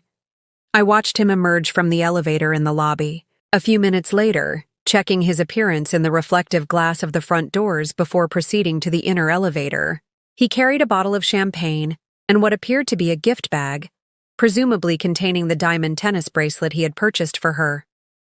My husband, on our 7th anniversary, bringing champagne and diamonds to another woman's apartment. If I hadn't already been numb to the pain of his betrayal, the sight might have broken me. Instead, I watched with clinical detachment, mentally noting the time. 6:53 p.m. He was right on schedule, too. At 7:01, my phone buzzed with an incoming text. I didn't need to look to know what it said, but I checked anyway. Elena, I'm so sorry. Client emergency just came up. Major issue with the sustainability certification. Have to head back to the office right now. Don't know how long it will take. Probably need to cancel dinner. I'll make it up to you this weekend, I promise. So sorry. Love you. The carefully crafted lie, designed to sound urgent yet plausible. The false apology. The empty promise to make it up later. The obligatory love. You, tacked on at the end like an afterthought. I didn't reply. Let him wonder if I was angry, disappointed, suspicious. Let him check his phone repeatedly during his evening with Vanessa, a small cloud of uncertainty hanging over their celebration. At 7:10, I called Giovanni's and canceled our reservation. No need to tie up a table on a busy Friday night. Besides, I had no intention of going there alone to nurse my supposed heartbreak over wine and sympathy from the staff who had witnessed Thomas's proposal 7 years earlier. Is everything all right, Mrs. Reynolds? The maitre d' asked, concern evident in his voice. Mr. Reynolds called earlier to confirm. Everything is exactly as it should be, I replied, surprising myself with how true the words felt. Plans have simply evolved. At 7:20, I drove the short distance to Vanessa's building and parked directly in front. I checked my appearance in the rearview mirror, makeup still perfect, expression composed, eyes clear. I looked like a woman in control of her destiny, not a betrayed wife on the verge of confrontation. I gathered the manila envelope and my purse, then sat for a moment, taking slow, deliberate breaths. This was the moment everything had been building toward, the pivot point between my old life and whatever came next. I thought about Thomas and Vanessa, probably toasting their future together at this very moment, celebrating not just their reunion, but the imminent dissolution of my marriage, planning the life they would build in the apartment they had toured together, perhaps even in the house Thomas intended to take from me through legal maneuvering. Did they feel any remorse? Any guilt? Or did they justify their actions through the narrative they had constructed, that they were destined to be together, that their college romance had been the real thing, that the past 15 years had merely been an unfortunate detour on their way back to each other? It didn't matter. Their narrative, their justifications, their feelings, none of it mattered anymore. This confrontation wasn't for them. It was for me, my closure, my reclamation of power, my final act in a marriage built on deception. At 7:29, I stepped out of my car and walked into Vanessa's building with the confidence of someone who belonged there. The concierge looked up as I approached. I'm here to see Vanessa Monroe in 3B, I said, my voice steady. She's expecting me. A half-truth. She was expecting someone tonight, just not me. The concierge nodded and gestured toward the elevator. Go right up. She's in. I thanked him and stepped into the elevator, pressing the button for the 3rd floor. As the doors closed and the elevator began its ascent, I felt a strange sense of calm descend over me. The pieces were all in place. The plan was in motion. In moments, I would be face to face with my husband and his mistress on what was supposed to be our anniversary. Some might call what I was about to do cruel or vindictive. But standing in that elevator, manila envelope in hand, I knew it was neither. It was necessary. A controlled demolition of a structure that had already been compromised beyond repair. The only way to clear the ground for whatever I would build next. The elevator doors opened on the third floor. I stepped out, turned right as I had seen Thomas do in the surveillance photos, and walked down the hallway to apartment 3B. From behind the door came the faint sound of music, the clink of glasses, laughter. I checked my watch, 7:30 exactly. With one last deep breath, I raised my hand and pressed the doorbell. The moment had arrived. The sound of the doorbell echoed through the apartment, followed by a sudden silence. The music stopped. The laughter cut off. For a long moment, nothing happened. I could picture the scene on the other side of the door, Thomas and Vanessa frozen in place, exchanging panicked glances. Who could be visiting at this hour? Had someone seen Thomas enter the building? Was it a neighbor? A friend? The worst-case scenario they hadn't planned for? I pressed the doorbell again, more insistently this time. Muffled voices came from inside, too, quiet to make out the words, but their urgent tone was unmistakable. Then footsteps approaching the door. A shadow passed across the peephole. The door swung open, and there stood Thomas, his expression shifting rapidly from annoyed to shocked to horrified as he registered my presence. "Elena?" My name emerged as a strangled whisper. "What are you... How... did you... Happy anniversary, Thomas," I said calmly, holding up the manila envelope. "May I come in?" His face had drained of color. He stood frozen in the doorway, blocking my entrance, unable to process what was happening. From somewhere behind him, Vanessa's voice called out, "Thomas, who is it?" She appeared behind him a moment later, wearing a red silk dress that was far more appropriate for an anniversary celebration than a casual evening in. Her expression matched Thomas's shock, but recovered more quickly, morphing into something defensive and calculating. "Elena," she said, her voice falsely bright. "What? A surprise? Is it?" I asked, still standing in the hallway, still holding the envelope. "I'd think you of all people would expect the unexpected from me, Vanessa. You never did appreciate how resilient I could be. Not in high school, and apparently not now." Thomas found his voice at last. "Elena, I can explain—" "I'm sure you can," I interrupted. "You've been explaining things to me for months. Late nights at the office, work emergencies, client meetings." I checked my watch pointedly. "Speaking of which, shouldn't you be handling that major issue with the sustainability certification right now? The one that forced you to cancel our anniversary dinner?" He flinched as his own lie was thrown back at him. Behind him, Vanessa's expression hardened. "Are you going to invite me in?" I asked. "Or would you prefer to have this conversation in the hallway where all your neighbors can enjoy it?" Thomas stepped back automatically, his training in social niceties overriding his panic. I walked past him into Vanessa's apartment, taking in the scene with one sweeping glance. The evidence of their planned celebration was everywhere.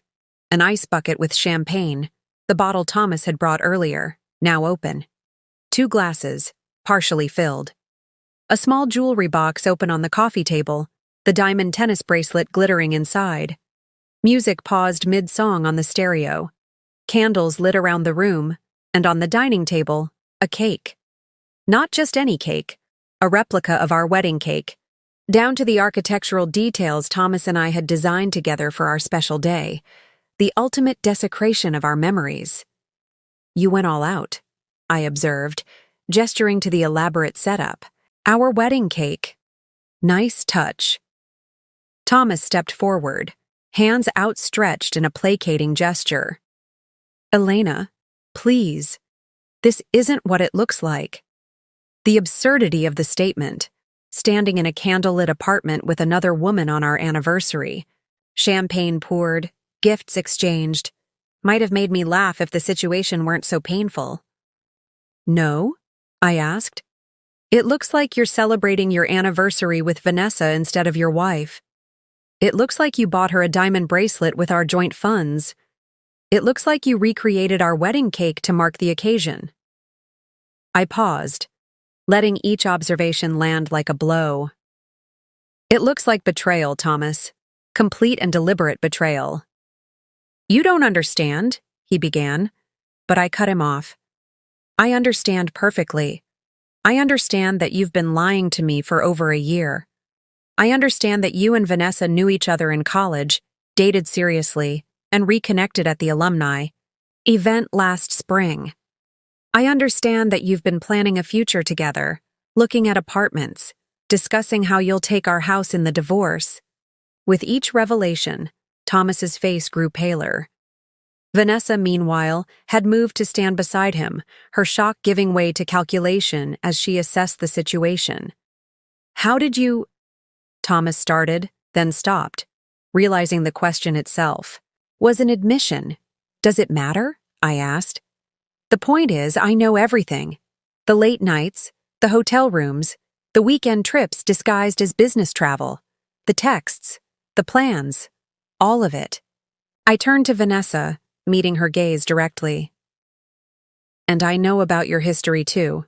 How you tormented me in high school, dated Thomas in college, then reconnected with him while he was still married to me. How you've been helping him plan to leave me, not just for love, but for my house, my assets, everything we built together. Vanessa's expression flickered between defiance and unease. You always were dramatic, Elena, she said finally. This is between you and Thomas. You're just the woman who's sleeping with my husband, I finished for her. Again, because apparently once wasn't enough for either of you. Thomas took a step toward me, his shock beginning to give way to anger.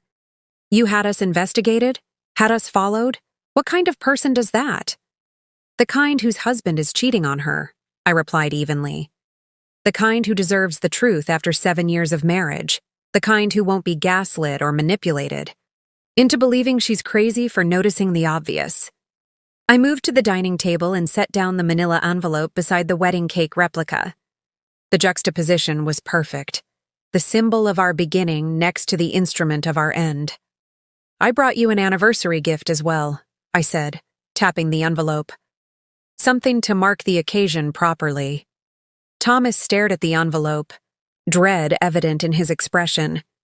Vanessa moved closer to him, her hand finding his arm in a possessive gesture that spoke volumes. What is this, Elena? Thomas asked, his voice strained. What are you doing? I looked around the apartment once more, taking in the scene of their celebration, the evidence of their duplicity, the future they had planned at my expense.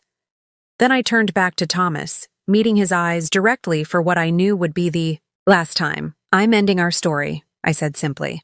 On my terms, not yours. And with that, I reached for the envelope. I opened the manila envelope with deliberate slowness, aware of both Thomas and Vanessa watching me with a mixture of dread and disbelief. The moment felt suspended, crystallized in time, the calm before the demolition. You know, I said conversationally as I extracted the contents, I've been thinking about what makes a good design. In architecture, it's not just about aesthetics, it's about integrity, about every element being true to its purpose, about honesty in materials and construction. I looked directly at Thomas. Our marriage lacked structural integrity from the beginning, didn't it? Built on a foundation that was already compromised.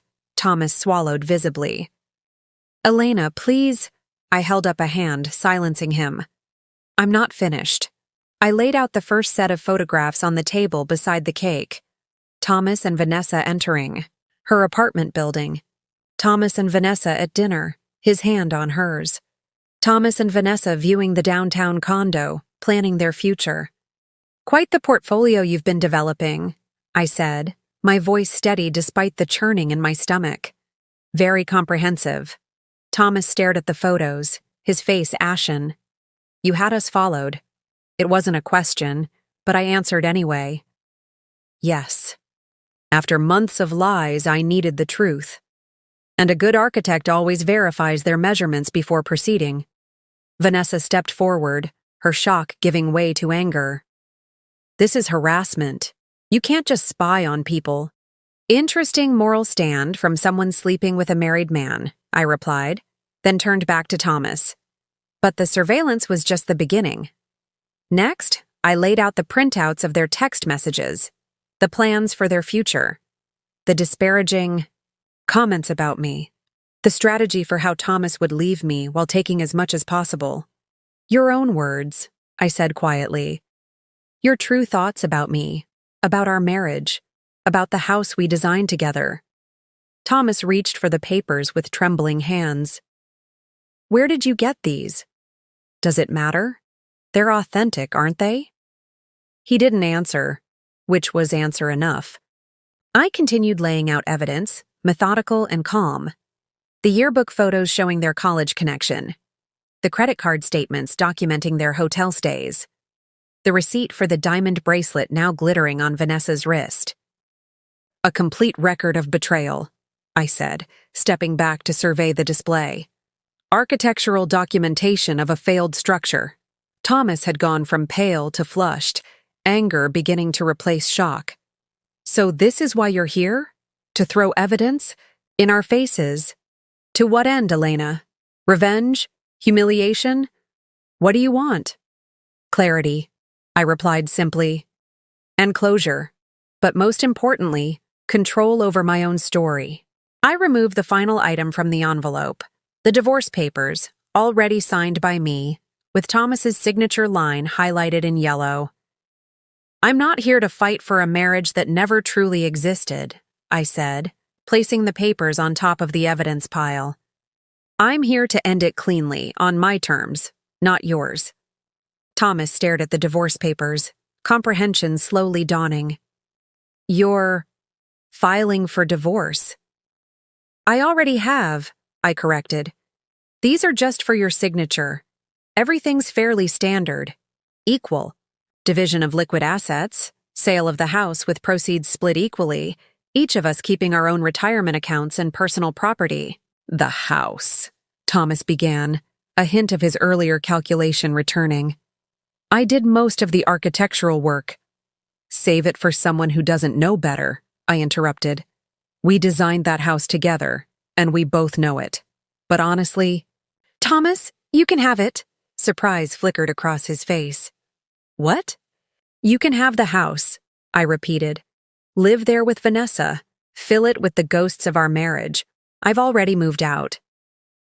You've moved out? The realization seemed to hit him like a physical blow. When? Today, while you were preparing. For your anniversary celebration with her, I was removing every trace of myself from our home. I gestured around Vanessa's apartment. Consider it my gift to you both, a clean slate. Vanessa, who had been watching this exchange with growing unease, finally spoke. You expect us to believe you're just walking away? No fight? No demands? No drama? I turned to her, seeing not the confident bully from high school or the triumphant mistress, but a woman who had built her happiness on someone else's pain. A woman who didn't understand that true strength comes from walking away, not from taking what isn't yours. I don't expect you to believe anything, Vanessa. Your opinion stopped mattering to me a long time ago. But yes, I'm walking away. Not because I'm weak or defeated, but because I deserve better than a husband who lies and a life built on deception. I picked up the divorce papers and held them out to Thomas. Sign them now, and it's done. Quick, clean, final. Or don't, and I'll file a contested divorce with all of this as evidence. I gestured to the photographs and text messages spread across the table. Your choice. Thomas stared at the papers, then at me, searching for the catch, the hidden agenda, the trap. Finding none, because there wasn't one. This wasn't about revenge or punishment. It was about freedom. "A pen," he said finally, his voice hoarse. "I need a pen." Vanessa made a small sound of protest, but I was already reaching into my purse. I had come prepared, down to the smallest detail.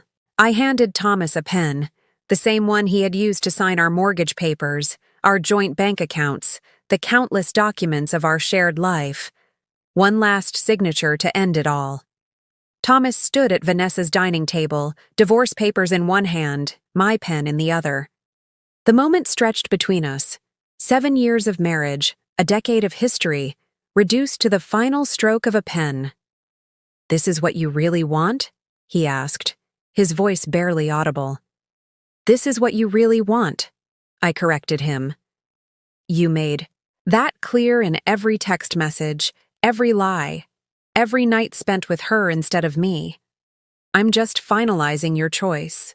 He looked down at the papers, then at Vanessa, who stood with her arms crossed, her expression unreadable. Whatever silent communication passed between them, it ended with Thomas leaning over the table, signing his name with quick, decisive strokes. The sound of pen against paper echoed in the silent apartment.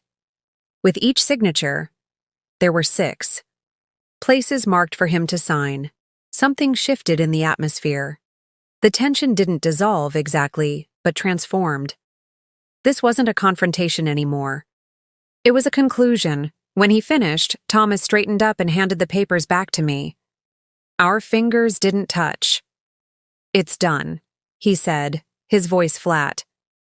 "Yes," I agreed, placing the signed documents carefully back in the manila envelope. "It is." Vanessa moved closer to Thomas, her hand finding his arm in that possessive gesture again. "So that's it? You got what you came for. I assume you'll be leaving now." I smiled at her, not with malice but with genuine relief. "I am. But first, there's something I want to say to both of you." Thomas tensed visibly. "Elena, I don't hate you," I said simply. "Either of you. I thought I would. I thought I'd want revenge, want to see you suffer. But standing here now, I just feel free." I looked around the apartment, at the evidence laid out on the table, the candles still flickering, the champagne going flat in its glasses.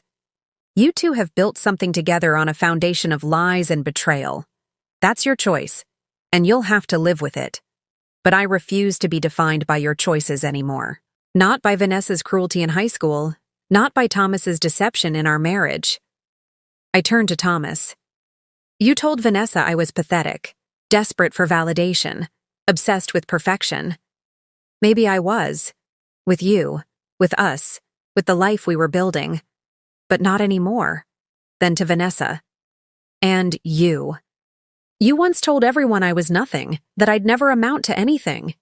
You were wrong then, and you're wrong now. I've built a life I'm proud of, a career that matters, and I did it without tearing anyone else down." I gathered my purse, checking, to make sure the envelope with the signed divorce papers was secure inside. These documents were my freedom. I wouldn't risk losing them. "I hope you'll be happy together," I said, and meant it. I really do, because I intend to be happy without you. Thomas's face was a study in conflicting emotions, relief that I wasn't causing a scene, confusion at my calm demeanor, perhaps even a flicker of regret. "The house," he began. "You said I could have it, but legally—" "My lawyer will contact yours on Monday," I interrupted. "Everything will be handled properly. The house, the assets, all of it. I meant what I said. I don't want to fight. I just want to move forward." I walked to the door, conscious of both of them watching me. At the threshold, I paused and turned back one last time. You know what the strangest part is? I should thank you both. Thomas, your betrayal forced me to see what I've been accepting, what I've been settling for. And Vanessa, You taught me twice in one lifetime how to rise above someone else's cruelty and find my own strength. I smiled, and it felt genuine. Perhaps the first real smile I'd offered either of them in months. Goodbye, Thomas. Goodbye, Vanessa. Enjoy the cake. And with that final word, I walked out the door, closing it firmly. Behind me, in the quiet hallway, I took a deep breath, feeling the weight of the past year. The suspicions, the investigations, the revelations, the planning, finally lift from my shoulders. I had entered that apartment as Elena Reynolds, betrayed wife. Walked out as Elena Castillo, architect of her own future. The elevator doors closed on Vanessa's hallway, sealing away the apartment where my marriage had just officially ended. As the elevator descended, I expected some dramatic emotional response. Tears, perhaps, or hysterical laughter, or even a wave of regret. Instead, I felt oddly calm, centered, present in a way I hadn't been for months. The elevator reached the lobby, and I walked out with measured steps, nodding politely to the concierge as I passed. Outside, the evening air was cool against my skin, the city lights blurring slightly as my eyes adjusted. I reached my car and sat behind the wheel, the signed divorce papers secure in my purse beside me. Done. Really, truly done. Only then did the magnitude of what had just happened begin to register, not as grief or anger, but as a profound sense of completion. I had confronted my husband and his mistress on my own terms. I had maintained my dignity. I had walked away without letting bitterness consume me. I started the car and pulled away from Vanessa's building, half expecting to see Thomas rush out, call after me, beg for another chance. But the entrance remained empty. Of course it did. He had made his choice long ago, just as I had made mine tonight. As I drove through the city streets, I realized I had no destination in mind. Not Giovanni's, where our reservation had been canceled. Not the house that was no longer my home. Not even my new apartment, which still felt more like a concept than a reality. I was between worlds, suspended in the liminal space that follows. The end of one chapter but precedes the beginning of the next. On impulse, I turned toward the waterfront. The night was clear, the moon reflected on the harbor's surface as I parked and made my way to a bench overlooking the water. I sat down, wrapping my arms around myself against the slight chill, and simply breathed.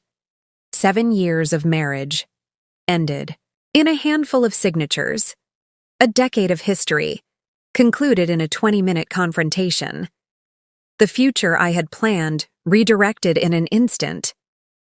My phone buzzed in my purse, a text message. For a moment, I thought it might be Thomas, reality, having finally sunk in. But it was Mia. How did it go? Are you okay? Do you need me to come over? I had texted her earlier, letting her know my plans in the vaguest terms. Just in case something went wrong, I had wanted someone to know where I was. It's done, I replied. I'm okay. Actually, I'm better than okay. I'll call you tomorrow. Going, to take some time for myself tonight. I silenced my phone and returned it to my purse, then looked out over the water again. The city skyline reflected in the harbor. Buildings I had admired my entire career. Some I had even contributed to in small ways. Solid, impressive structures that nonetheless appeared to shimmer and shift in the water's reflection. Nothing was as permanent as it seemed. Not buildings, not marriages, not identities constructed around other people's expectations. A strange, unexpected sound escaped me. Laughter.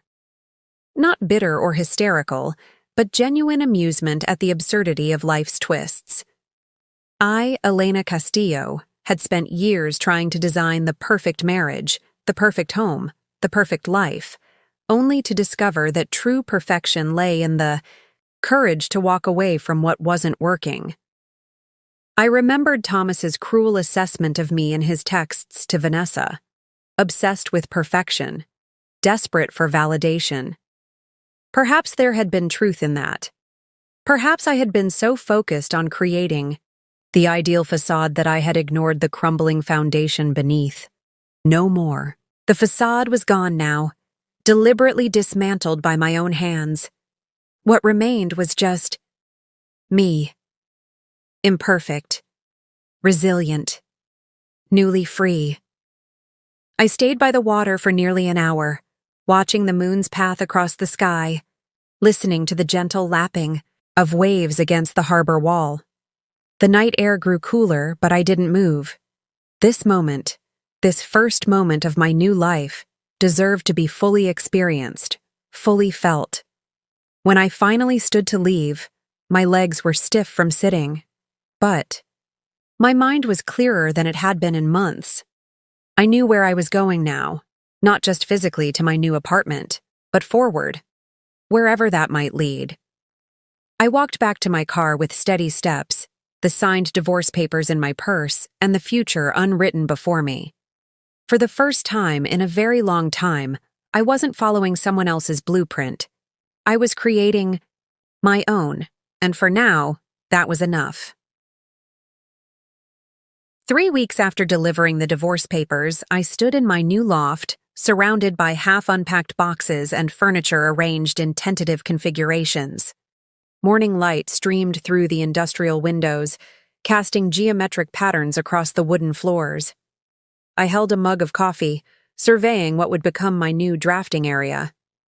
The divorce had been finalized with surprising speed. Thomas hadn't contested anything after our confrontation. According to my lawyer, he had accepted all terms exactly as written. The house was on the market, our joint accounts divided, our shared life efficiently dismantled. What surprised me most wasn't the logistical ease of the separation, but how my perspective on the entire marriage had shifted. I had spent years believing Thomas and I were perfect together. Complementary minds, shared passions, mutual understanding. But with distance came clarity. The perfect partnership I had cherished was largely my own creation, a carefully maintained illusion I had defended against mounting evidence to the contrary. The signs had always been there. Thomas's casual dismissal of my ideas, the subtle ways he took credit for our joint projects, his disinterest in the parts of my life that didn't directly involve him. I had interpreted his behavior as distraction, stress, the normal ebbs and flows of a long-term relationship. Now I recognized it for what it was, a fundamental lack of respect. It hadn't started with Vanessa. She was merely the catalyst that exposed what had been present all along. This realization didn't bring bitterness, but a strange sort of peace. I wasn't mourning the loss of a perfect marriage. I was acknowledging that such perfection had never existed. And in that acknowledgement lay freedom. I set down my coffee and unrolled a large sheet of paper on the makeshift desk by the windows. I had sketched preliminary plans for the loft's renovation, not a dramatic overhaul, but thoughtful adjustments to make the space truly mine. Unlike the house I had designed with Thomas, this would be a space that reflected me alone, my aesthetics, my needs, my vision. No compromises, no deference to someone else's preferences. As I sketched, I realized I was designing more than just a living space. I was drafting the blueprints for a new life, one built on a foundation of self-knowledge and genuine integrity. For the first time, I was the sole architect of my future.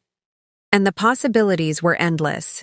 6 months after that rainy night when I delivered divorce papers to my husband and his mistress, I'm sitting in my renovated loft, speaking directly to you. Yes, you, the person who might be sitting alone right now, wondering if the pain will ever end, if the betrayal will ever stop burning, if you'll ever feel whole again.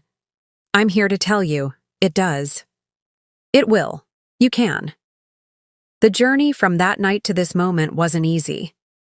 There were days when grief ambushed me in unexpected moments, while choosing paint colors for my new bedroom, when a song from our wedding played in a coffee shop, when I found Thomas's old sweatshirt in a box I hadn't fully unpacked. But here's what I discovered. Grief isn't the enemy. It's part of the process. It's how we honor what was real in relationships, even ones that end painfully. The trick is not to let grief become your permanent address. You might be wondering if I regret confronting Thomas and Vanessa that night. If I wish I had simply filed the papers through lawyers and walked away quietly. I don't. That moment of standing in my truth, of refusing to be a passive participant in my own life story, was transformative. It wasn't about revenge, it was about reclaiming my power. But the real transformation happened afterward, in the quiet moments when I had to decide who Elena Castillo would be, without the identity of Thomas's wife to define me. I chose to be someone who doesn't let betrayal harden her heart, who doesn't allow past pain to dictate future choices, who recognizes that her worth was never dependent on someone else's ability to see it. 3 months ago, I launched my own architecture firm, specializing in innovative living spaces for women starting over, divorcees, widows, empty nesters, career changers.